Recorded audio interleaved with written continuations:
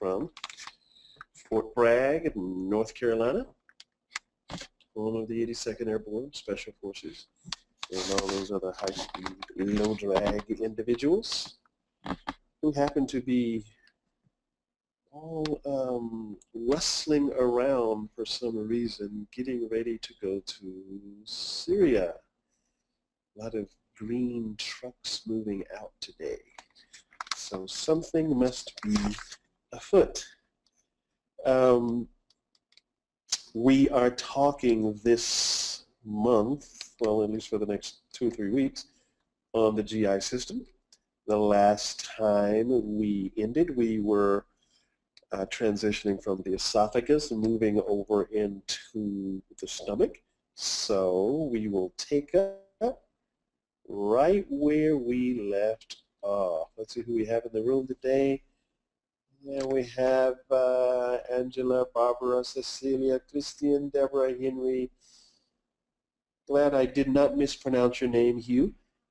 Jennifer, Katrina, Lorenzo, Marie, Maxwell, Neil, Powell, Rachel, Rebecca, Samet, Santiago, Vincent, Wanda, William, Zachariah, Zakia.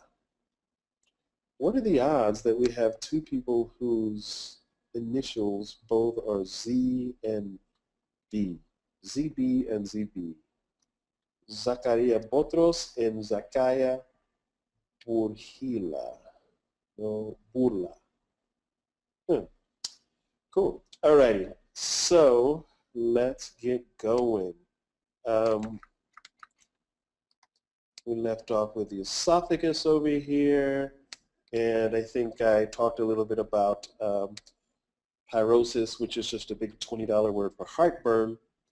And we were talking about how you can have regurgitation of the stomach contents into the lower esophagus, the most common cause of esophagitis, which is just irritation and inflammation of the esophagus because of the acidic contents of the stomach.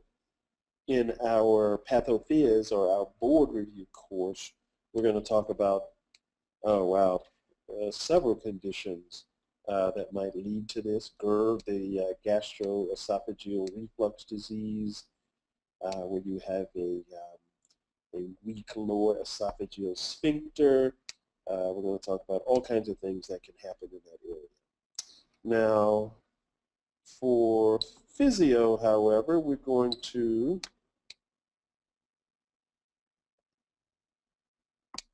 why do I have this?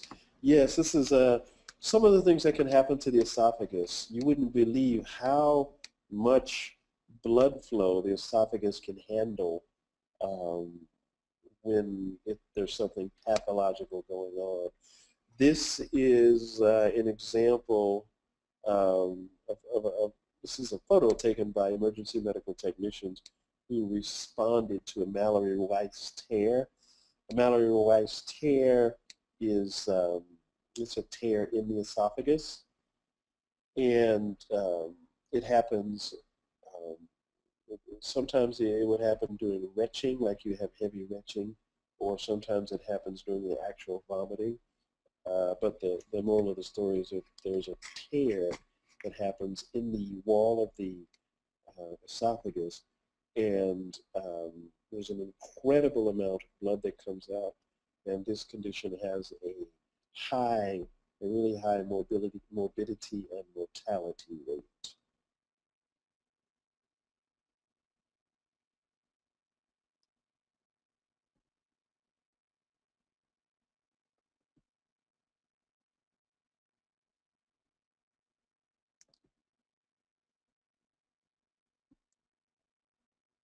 Okay, so we move on to the stomach. And just to review the parts of the stomach, there's the cardia, fundus, body, pylorus. And we know that the stomach is able to expand to a volume that's able to hold up to 3 liters. We are looking at the parts here. Let me get my little pencil out. So everything we just talked about, it's not shown here, but this is the cardia. This is where the esophagus forms the actual fundus of the body, joins the fundus of the body. There's the fundus proper, there's the body, and then over here is the pylorus. So basically, cardia and pylorus are just the entrance and the exit, and then you have body and fundus.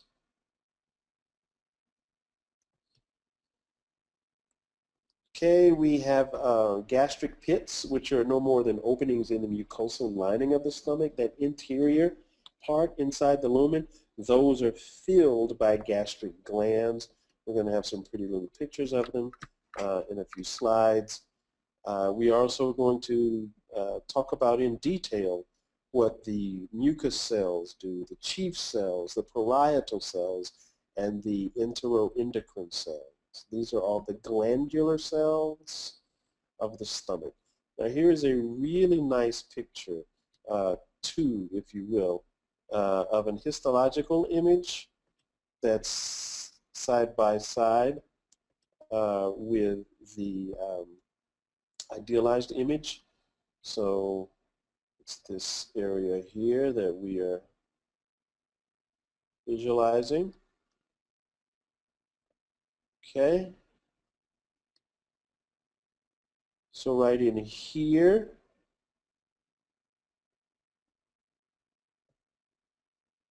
is where you can see the parietal cells.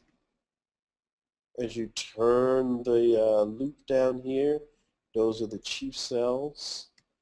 And then also the G cells. Those are probably the three most important ones we're going to talk about tonight. G cells, parietal cells, and chief cells.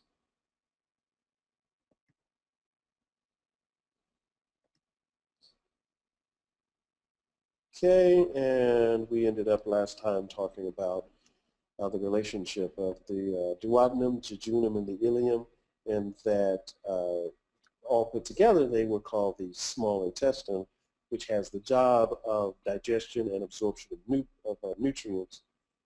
And then the bile duct and the pancreatic duct both empty into the duodenum.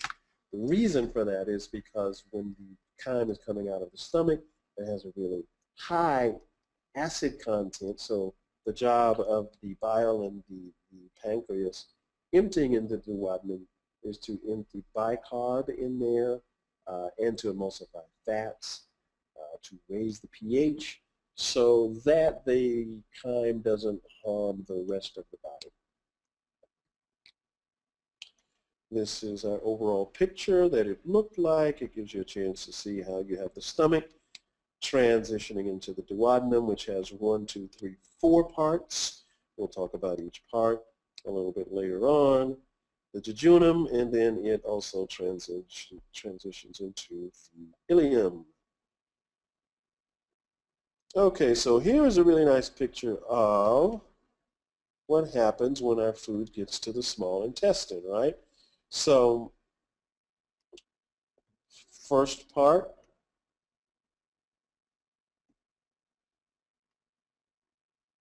and we'll have the second part,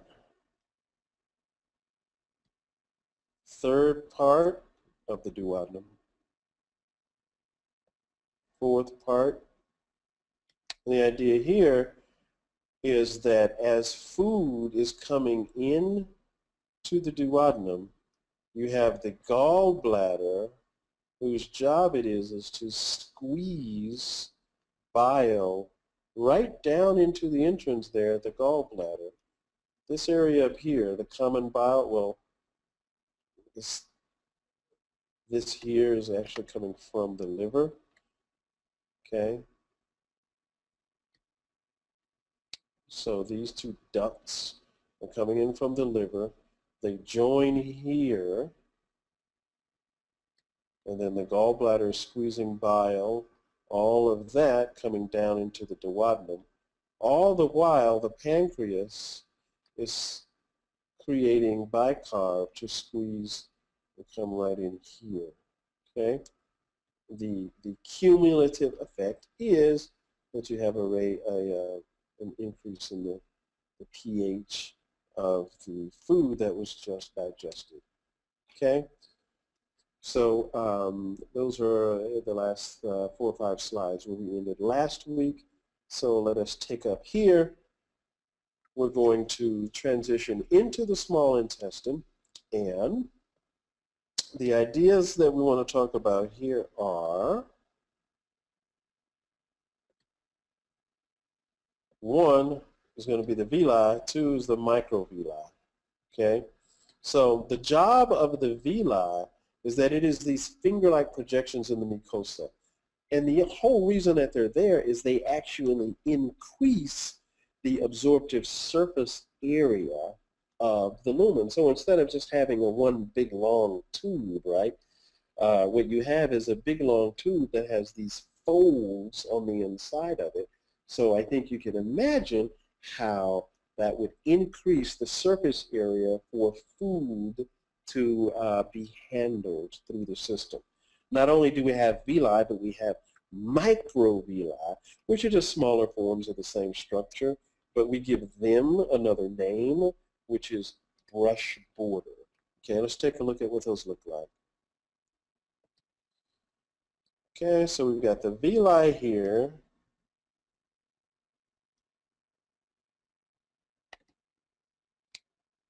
This is the lumen over here. Okay. And then sticking into the lumen are these villi. So this is the tip of it, right? This is the tip of the villi, the free surface of it that is protruding into the lumen. Okay? And so that means as we move this way, we're actually moving deeper into the lamina propria levels, the other levels of the intestine. Okay. We also have another one which gives you a nice view of the microvilli, the brush borders. So again, we still have the lumen up here. And then see right here, these little, it just looks like brushes, right? Just look like nice little soft brushes. These are the microvilli. Okay, and we will go more into the physiology of those as we move forward. I'm sorry, let me just peek over here, make sure I don't have any unanswered questions. And hello, sir, how are you? And hello, Sammy. Welcome back. Okay, so that takes us to the large intestine. When we talk about the large intestine, we're going to break it down into 7 parts. The cecum, the ascending colon, the transverse colon, the descending colon, the sigmoid colon, the rectum, and the anal canal. Let's take a look at those. Maybe the photos 1 or 2 slides farther down. Now, the overall responsibility of the large intestine is that it is to reabsorb water and electrolytes, okay? Now, it also eliminates waste. The big thing here that's different from the small intestine, it doesn't have any villi. Now remember, the small intestine had the job of absorbing nutrients. So it needed to keep that food moving through the system as long as possible so that it could extract every little bit of good stuff out of it. That is not what the large intestine is concerned with. The large intestine has a pretty, its job is a lot more blunt, a lot more unsophisticated, if you will. It just, it wants to fill it up with water, and it wants to reabsorb electrolytes, and it's pretty much only concerned with that. It does as you see down here, it does secrete mucus, but there's not really any subtle actions going on there with regard to reabsorbing nutrients.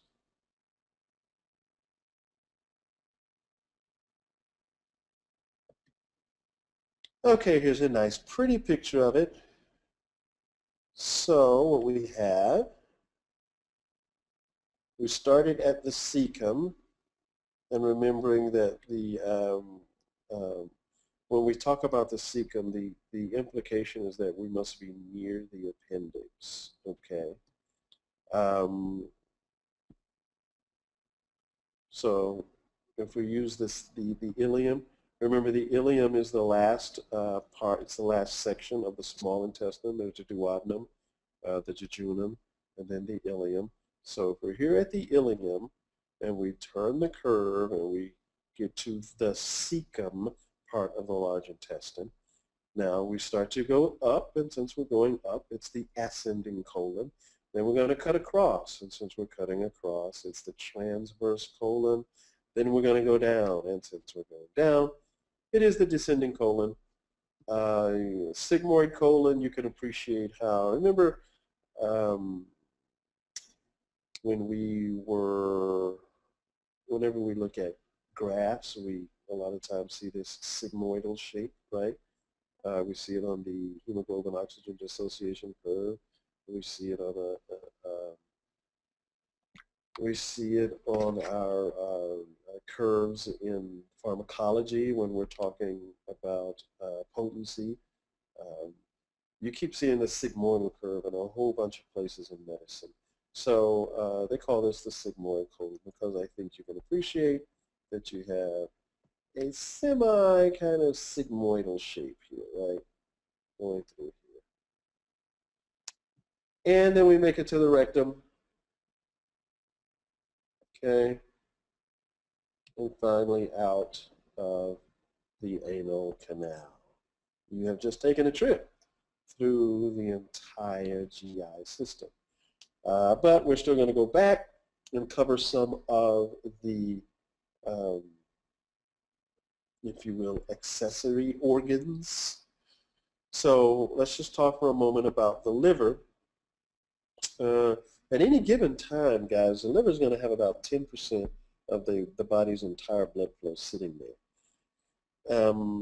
And the job of the liver is to remove the major blood supply, to bring venous blood from the digestive tract. So I've got food that I've just eaten, and it's got all of this nutrient-rich venous blood.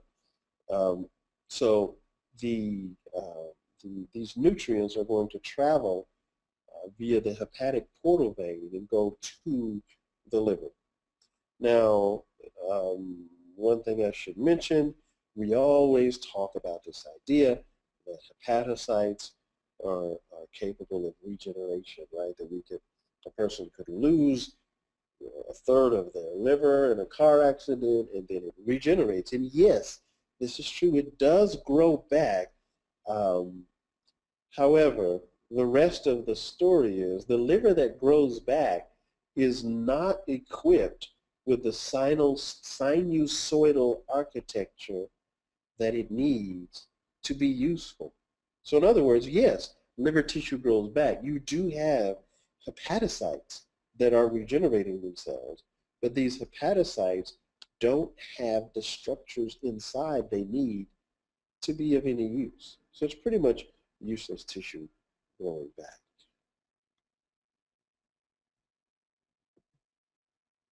Okay, and here's a photo of it.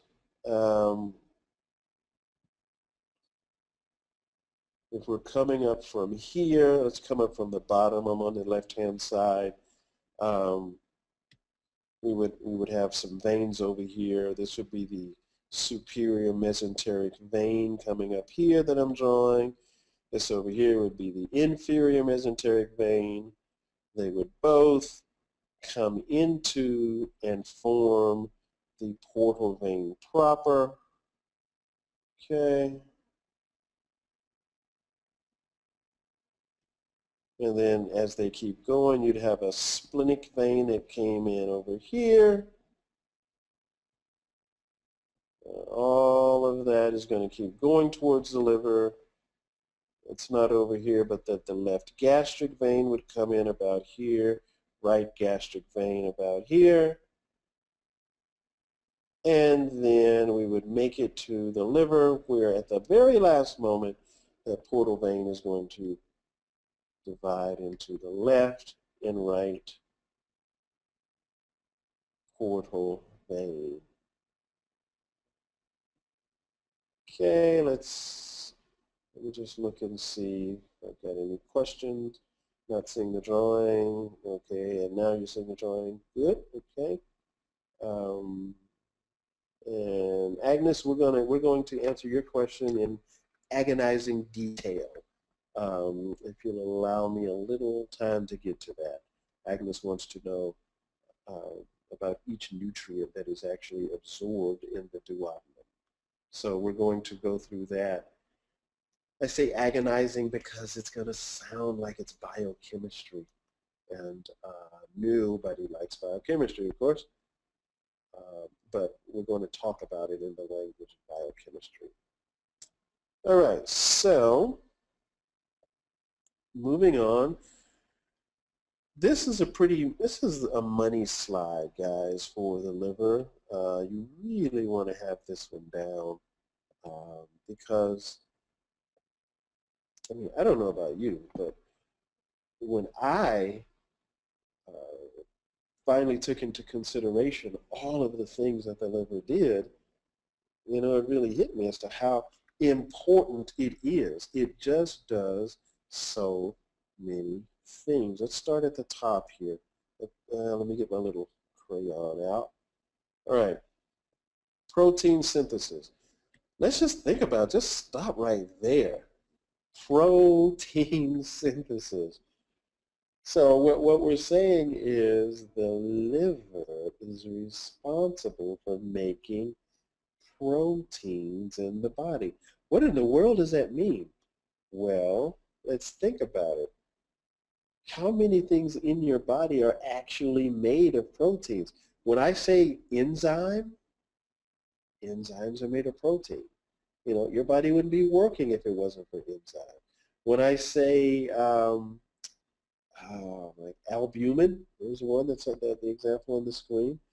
We're talking about being made by the liver. Just pretty much all these examples that you can come up with. When we say blood clotting mechanisms, right? When we get into hemo and we start talking about having the clotting cascade, and you know how we go from 12, 11, 10, 5, 2. All of these, they're made of proteins that are made by the liver. It is so difficult to talk about anything that's not a protein that's not supplied by the liver. That's just the first job. Bile formation and secretion, right? The job of bile being to emulsify and help break down fat. Detoxification of drugs and steroids. So imagine what would happen if drugs went into your body and they did not go through the first pass metabolism of the liver. They never saw, you know, CYP450 and all these other enzymes that we're going to talk about. You simply would have drugs going into your body wreaking havoc because they would just be in their normal, non-metabolized form and causing damage throughout the body. We'll talk about that in detail also. Carbohydrate metabolism. Wait a minute. So you're telling me we could not, or at least at the degree that we need to, metabolize carbohydrates. I mean, how important is that? This is all the job of the liver. And then urea formation. I mean, gosh. Again, those 6 things are incredibly important functions of the liver, and that's going to be your money shot for what the liver does. Let me take a peek over here. Fat soluble, we do. We do, says Deborah. Let's see.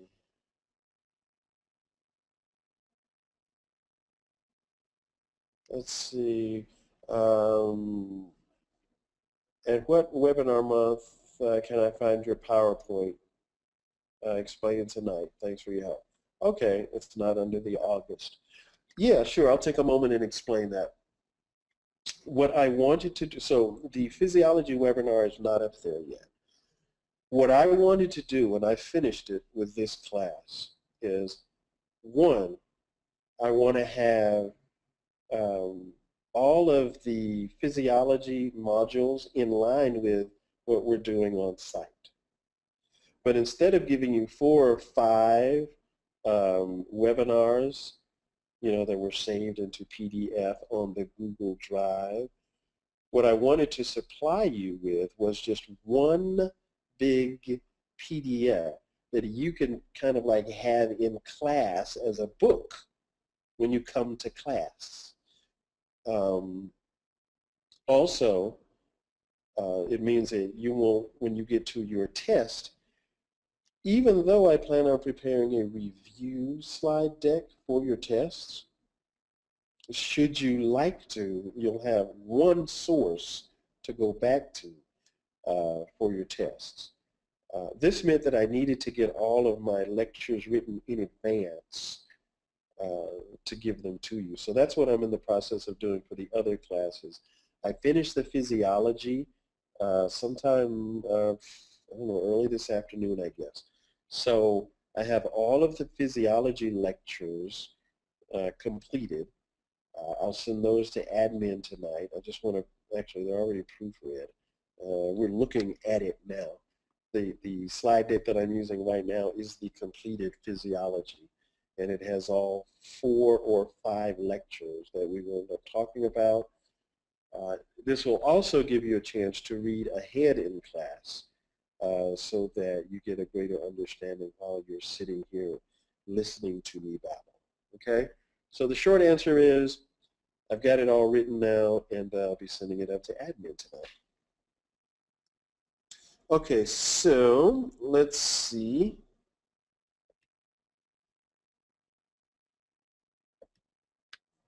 All righty. Thanks. I was hoping that idea would be helpful. Gallbladder. Okay, so the gallbladder is A, attached to the surface of the liver. B, it is a blind pouch that stores bile. Blind meaning that there's just no way out, like a cul-de-sac in a street, right? It looks like a little uninflated balloon. Now, when we're talking about the gallbladder, there are 3 main ducts that communicate with it. There's the hepatic duct, the cystic duct, and the common bile duct. And I think we have a chance at looking at all 3 of those. Let's take a peek. All right, let's see. Get my pen out. So we have the liver here. The idea here is that the gallbladder is actually attached to the liver. So, well, they did a really good job at, you can kind of look right here and see how it's really the same shape. They're trying to get over to you the idea that they just teased apart the gallbladder from the liver. So the gallbladder is just attached to the liver. I don't mean, not by vascular to it. It doesn't share like blood supply or anything, but it's attached to the liver in that, 1, it fits right up under there, and 2, we have these ducts right here, the hepatic ducts that are leaving the liver because the liver makes bile and then it secretes it out of the hepatic duct to where it enters the common hepatic duct, because there's a left and a right, and then they both converge. They're not called left and right. It's just there's 2 of them. Then they converge into the common. And then the bile is stored here in the gallbladder, waiting until you eat, and then cholecystokinin, which we'll talk about, I don't know, sometime soon, triggers the gallbladder to contract, squeeze out that bile down the common duct, and then it goes into, can you see right where we are? We're right here at the duodenum. There's the stomach, right? Stomach is here, and it's just turning into the duodenum. Okay, so that's about how things work.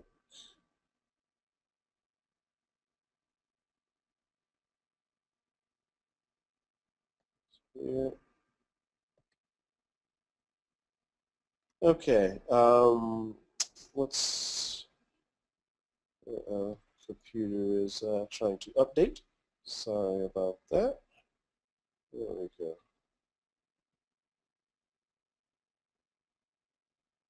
And I'm sorry, I'm getting my little pin back here.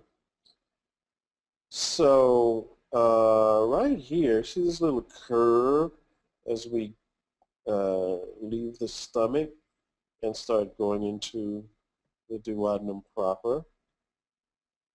It turns out that that little curve right there is there because it's actually curving, excuse me, curving around the head of the pancreas.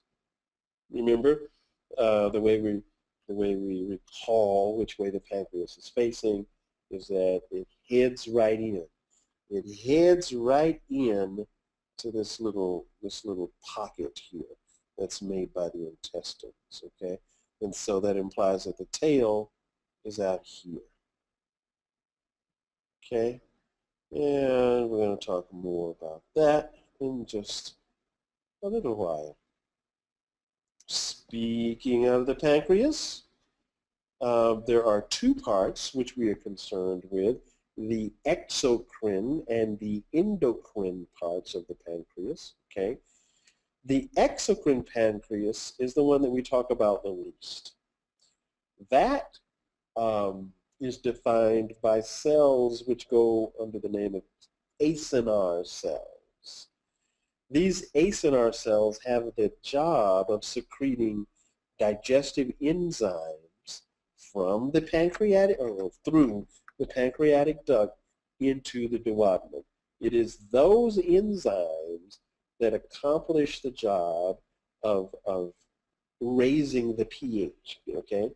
So not only do they have certain jobs with digestion, they also actually secrete bicarb to raise the pH. And then there's endocrine. Those are the ones we probably talk about the most whenever we talk about pancreas, specifically the islets of Langerhans, right, which have the job, depending on which one you're talking about, beta cells are secreting the insulin, which we'll talk a lot more about. And then we can't forget that the pancreas also secretes glucagon, which we will also talk a lot about. Okay, so here is a nice pretty picture of the pancreas. We have, just as a reminder, the head,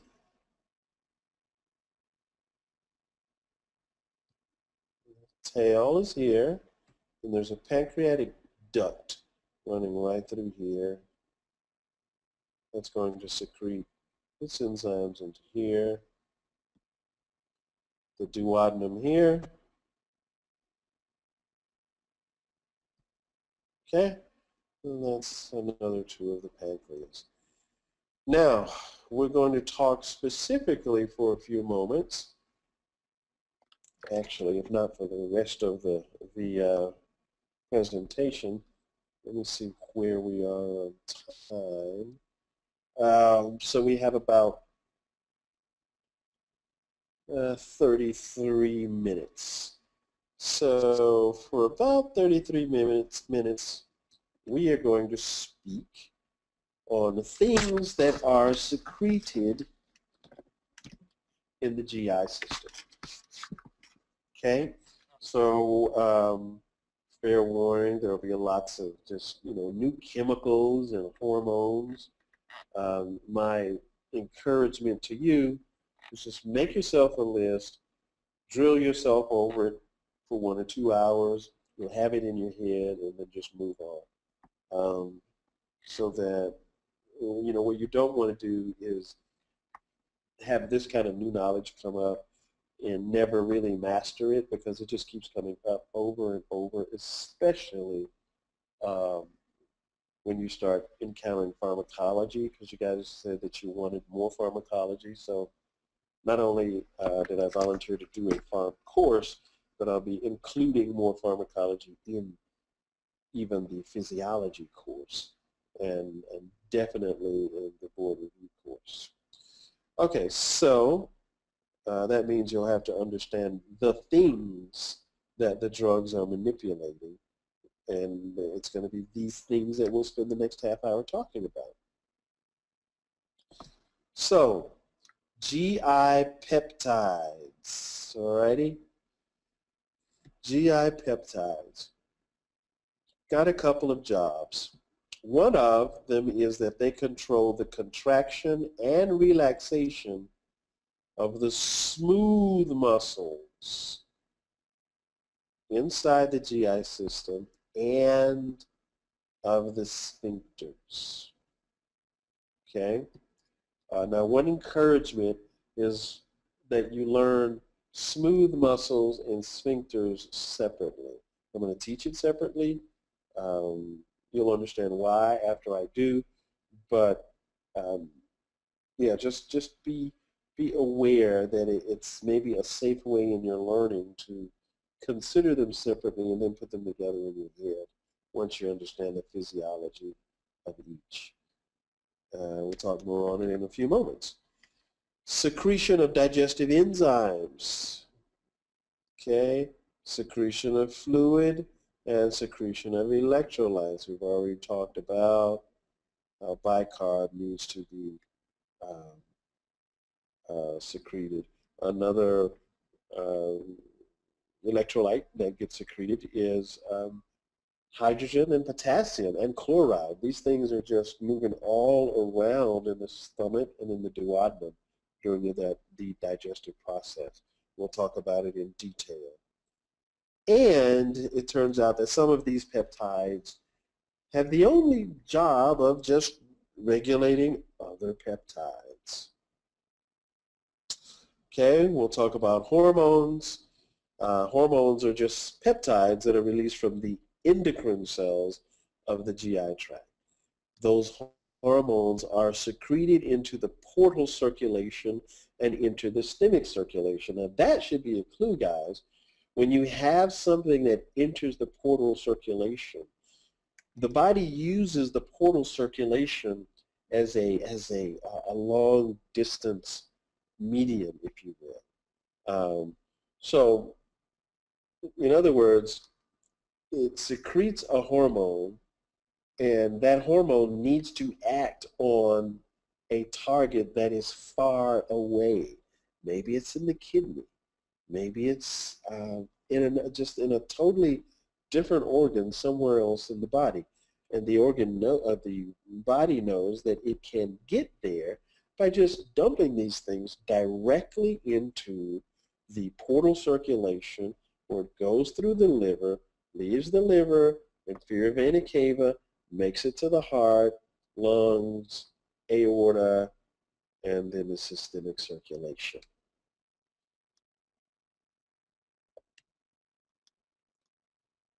Okay, so we have the word paracrine now instead of endocrine. And the paracrines they're secreted by the endocrine cells, but the difference here is these paracrines are supposed to act locally.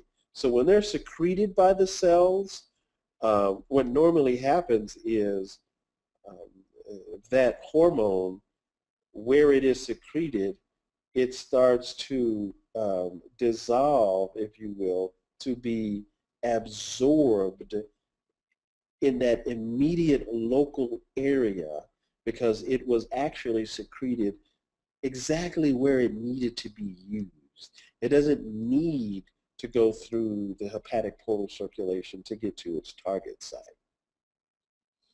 And we'll talk about somatostatin and its mechanism of action as one of those. Okay, let me just peek over here, see if we've got any questions. All right, none going on. Neurocrines. Okay, neurocrines are released by the neurons of the GI tract following an action potential. So what we have is acetylcholine, norepinephrine, vasoactive intestinal peptide, gastrin-releasing peptide, and neuropeptide Y. Substance P, you'll remember, is the one that comes out for pain, and we'll talk about these individually. But the take-home point for these 5 or 6 is that they are released by the neurons of the GI tract.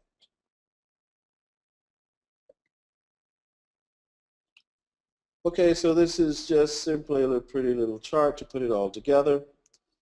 And let me get my pen. Okay, so if we go up top, remember the idea is that we're talking about GI peptides. There are hormones, there are paracrines, and there are neurocrines. The hormones, those are the ones that we said are usually going to act at a distance. The paracrines are the ones that are going to act locally, and the neurocrines are the ones that are secreted by neurons. Okay, let's look a little deeper. For the hormones, they're secreted. They go to the hepatic portal circulation, which takes it to the liver, which then takes it to inferior vena cava, right atrium in the heart, left atrium, ventricle, out the aorta, and then out to the systemic circulation, where it finally reaches its target cell. That is a much longer trip than the paracrines, which are simply going to be secreted and then via diffusion, because they're already really close, they go directly to their target cell. They don't even need to enter the blood system directly. They're simply so close to where they have to go, they can diffuse their way there. That takes us to neurocrines, and what you have is, since this substance is inside of the soma, the neuron of the cell, it is waiting on an action potential where it gets released, and then it makes it to its target cell. Okay, so those are the 3 overall categories. All right, now let's start talking about them one by one. Gastrin.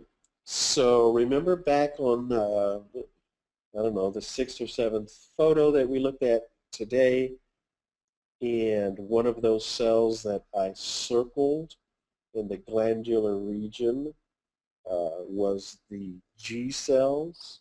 Remember, we were looking at the stomach, the pretty little purple photo which had the idealized drawing beside it. Okay, and the G cells have the job of secreting gastrin. Okay, or said a different way, because G cells also do something else. I'm going to say it this way. Gastrin is secreted by the G cells. Okay, it's not its only job, but gastrin, the topic of this conversation, is secreted by the G cells in the stomach. That is stimulated by at least 3 that we're concerned with stimuli. One of them is the presence of proteins. we go again talking about proteins. So we've got the liver, which is responsible for making them, and we've got the gastrin, which is responsible for sensing proteins. If I am gastrin and I'm sensing proteins in something that distends my stomach. Okay, that is to say food, liquid. So that is the second stimulus for gastrin, which is distension of the stomach. So there are stretch receptors in the stomach which will tell the G cells to go ahead and release gastrin. And then there's vagal stimulation, which we'll talk about a little bit later. The idea is that acetylcholine and epinephrine both have a stimulatory effect on the vagus nerve. Number 10. Okay, takes us to another hormone, gastrin. So we have GRP, gastrin-releasing peptide. GRP is released from the vagal nerve endings where it diffuses onto the G cells. Okay? GRP, gastrin-releasing peptide. It's normally contained inside of the vagal nerve. Okay? So this vagal nerve secretes the GRP and it comes into contact with those G cells from the purple picture a little earlier. Now, this GRP is inhibited if you have a low pH in the stomach. That's because its job is to lower the pH. Okay, so that's its main job. It needs to bring down the pH in the stomach for lots of reasons. I mean, one of the most important is the fact that B12 is separated from its food source, proteins, by low pH conditions. So when we swallow food, what we want is to drop that pH. The gastrin-releasing peptide is the signal for that, and it tells the parietal cells in the stomach to secrete hydrogen. Right? So let's think about that in a linear mechanism of action. I swallow food. Once I swallow food, my vagus nerve secretes GRP. That GRP speaks to my parietal cells. My parietal cells will release the hydrogen. The GRP also speaks to my G cells. And this point down here on the bottom is not very pertinent. The fact that it stimulates the growth of gastric mucosa.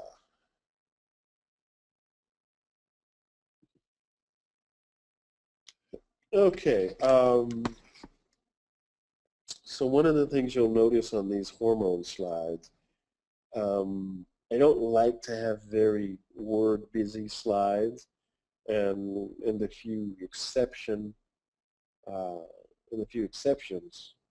to that, it tends to be when I'm trying to put something on a slide and I want to have it all on one slide without stretching it out to 5 slides, because I really want you to have one place to go when you think about this one topic. Okay, so when we're talking about hormones, that is going to be one of the times that you might see a few, not many, but a few word-dense slides. Okay, so that said, I want you to be able to go to this slide for gastrin, this slide for cholecystokinin. And one moment, just want to make a time check. Okay, so we've got about 15, 19 minutes.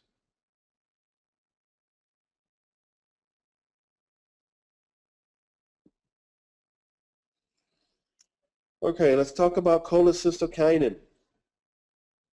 Cholecystokinin is secreted by the eye cells of the small intestine.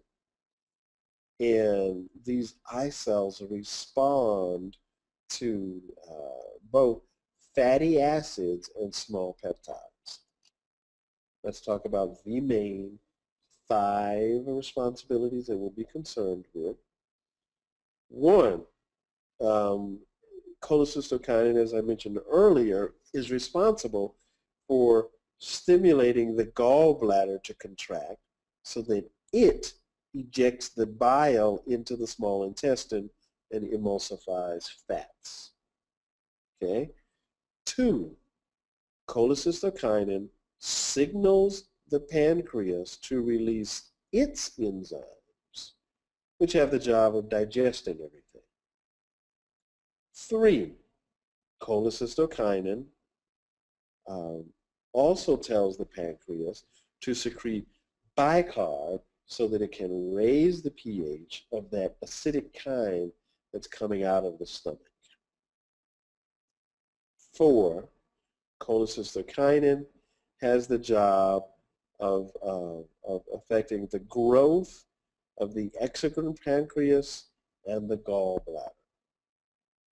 And lastly, cholecystokinin has the job of inhibiting gastric emptying.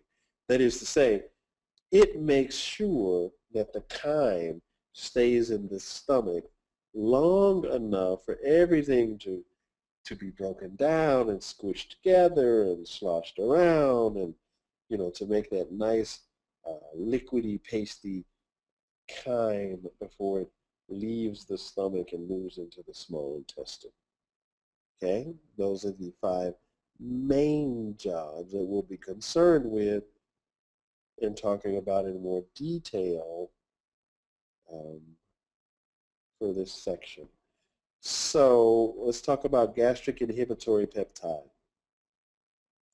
It is secreted by the small intestines, and it's in response to all 3 types of nutrients. Okay, so when we go back here, we just saw that that cholecystokinin responded to lipids, carbohydrates, and proteins. So what we're saying is the GIP also responds to them. And now that the body knows that these nutrients are coming, it is the GIP that stimulates insulin secretion by the pancreas. Okay, so the GIP speaks to the beta cells. The beta cells are the ones that secrete the insulin, which go up and unlock the key for the glucose to enter the cell.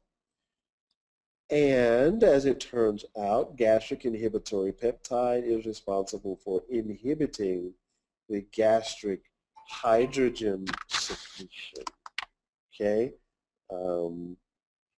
it turns out that in the cells of the stomach, there is a hydrogen potassium ATPase pump. Okay, this pump is what has the job of pumping out hydrogens into the stomach's lumen so that the pH drops to a level that can break down all of the foods. Okay, so the gastric inhibitory peptide inhibits that hydrogen potassium ATPase, which, by the way, is a protein.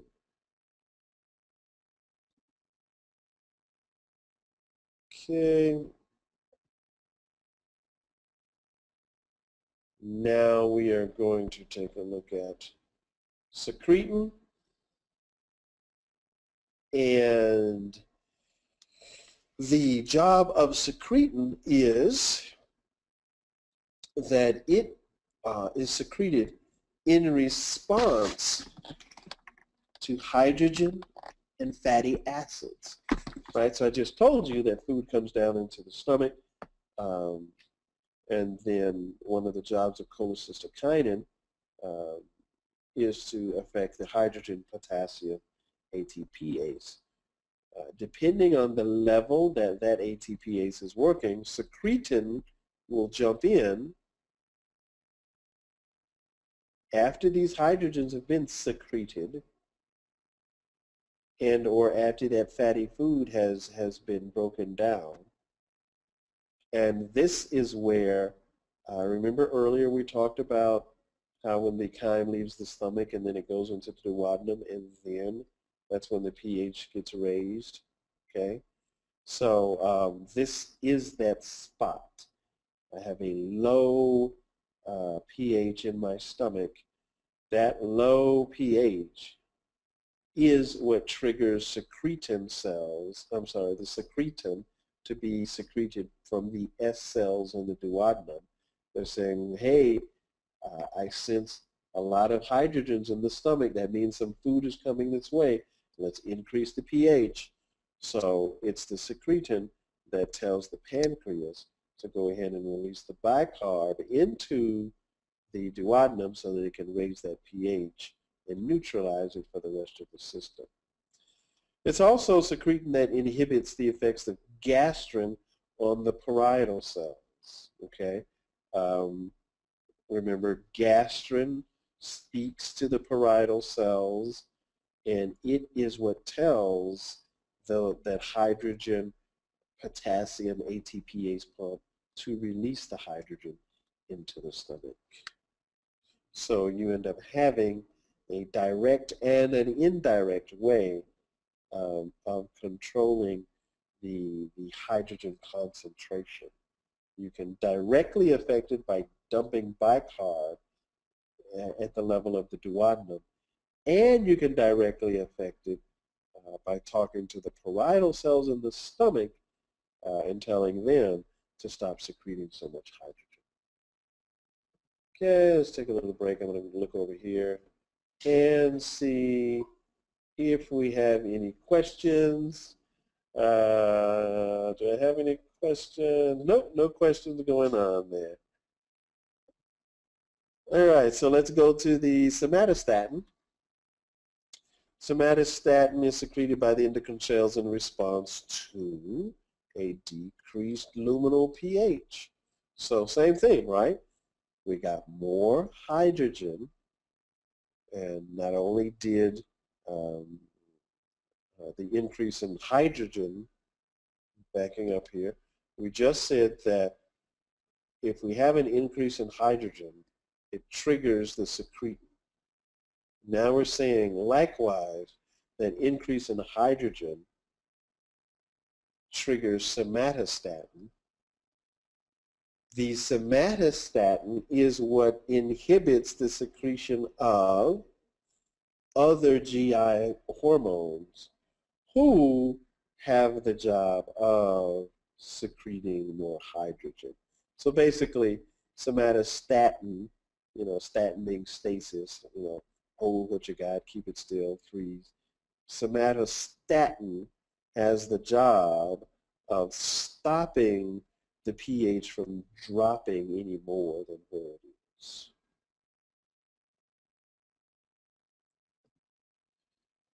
Histamine, so this is a paracrine. Histamine is secreted in the same hydrogen secreting region of the stomach, that is to say, the parietal cells, the area where the parietal cells are found.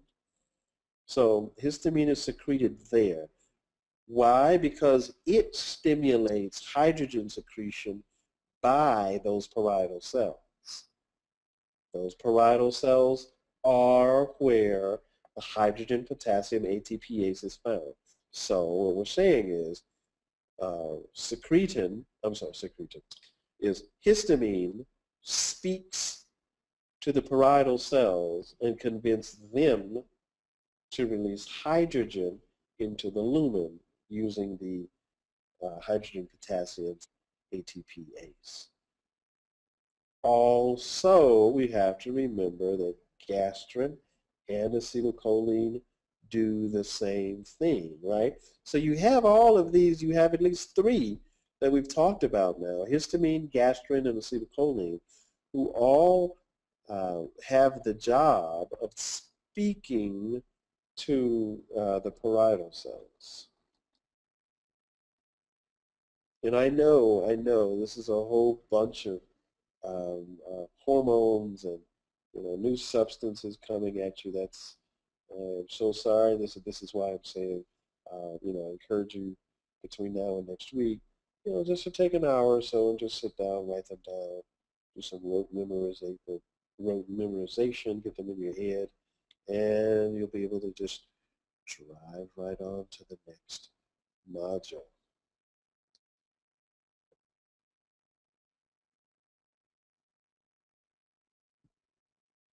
Alrighty, let's do a time check and a question check. So we got about 7 minutes. And let me take a look over here, see what kind of questions we have.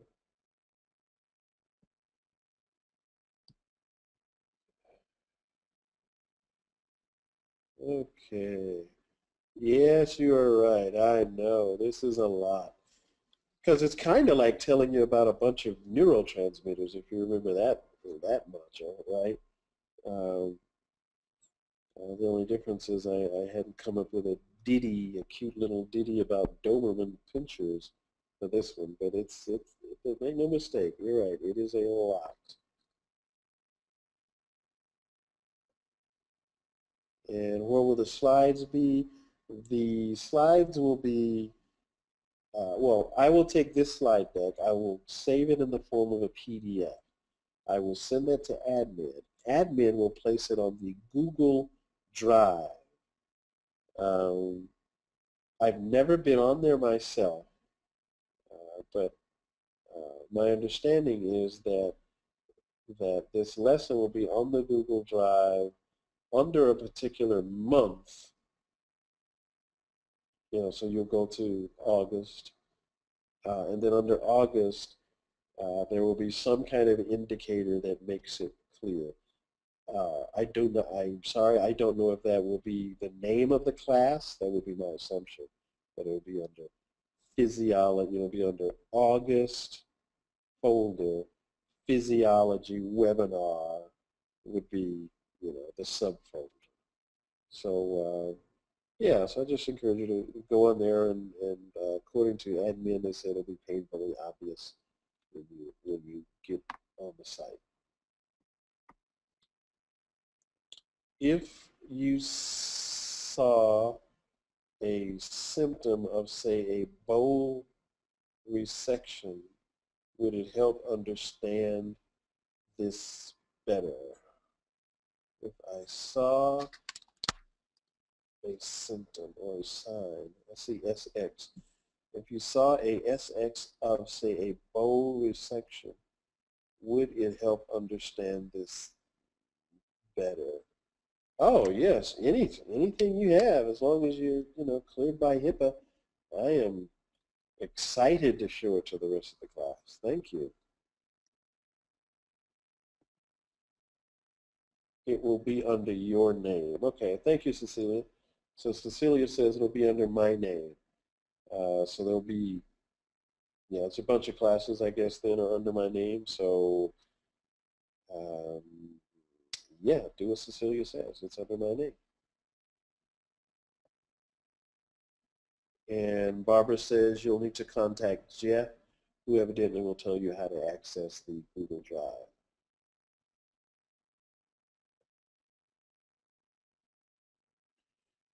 And Deborah is telling us Bentil relaxes GI smooth muscle. Wow, Neurocrins are so neat.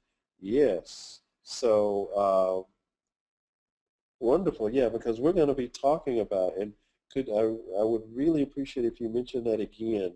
I guess in the next section, the next session, I'll be talking about one or two drugs that act on the GI system. Because again, once we know the physiology and the tissue, and figuring out how drugs are going to interact with the body is pretty easy, because drugs don't do anything new. They just accentuate or suppress something that's already going on in the body, right? And let's see, Sami says, why don't they have folder for webinar, and we can access all the webinar classes from that folder, better than keep us looking for the 8 months folder. Hey, I'm open to anything, my friend.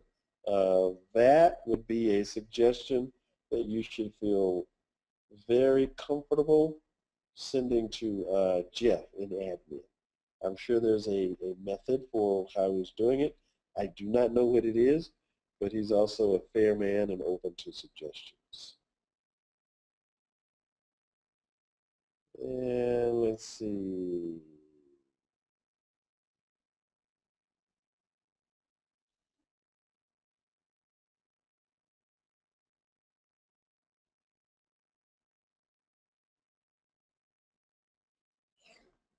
Oh, you were asked. Okay, so Barbara's saying if she saw a surgery of a bowel resection, it would help understand the GI process better.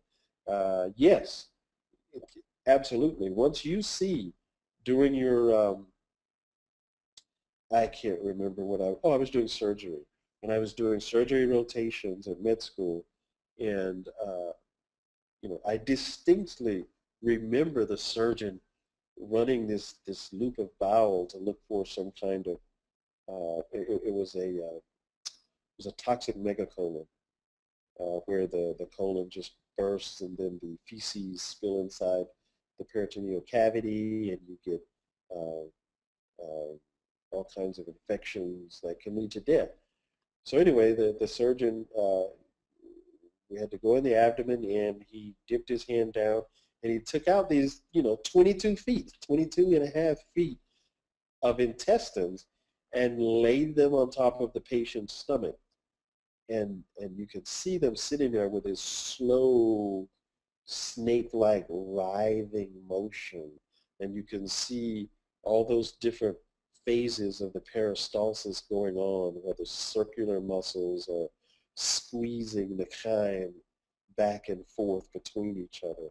Like one circular muscle squeezes the chyme towards the head, and another one squeezes it towards the rectum. It gets caught in the middle, but while it's caught in the middle, it's really being kind of mixed up and squished and emulsified.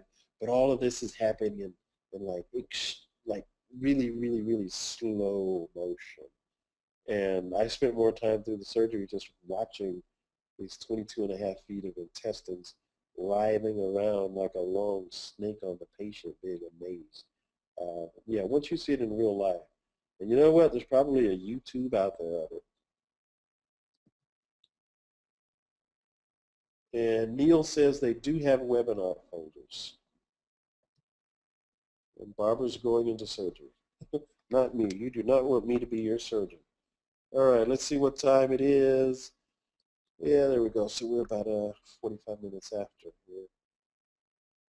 Okie dokie. So we are on motility. The last slide we covered is GI neurocrine. So I will mark that. And yeah, it looks like we're on time for 2, maybe 3 more lectures. All right, guys, you have done it one more time. I know you keep trying not to, but you keep doing it. You have wasted another 90 solid minutes of your life with me, and I am so happy that you did. You made me a little smarter than I was when we started out this evening. So I am wishing you a very happy weekend, a better week. This module is complete, and I will be able to send it out in its entirety to Jeff in admin tonight. So feel free to do your advanced reading if you should have the time. Okay, take care, guys, and we will talk to you next week. Good night.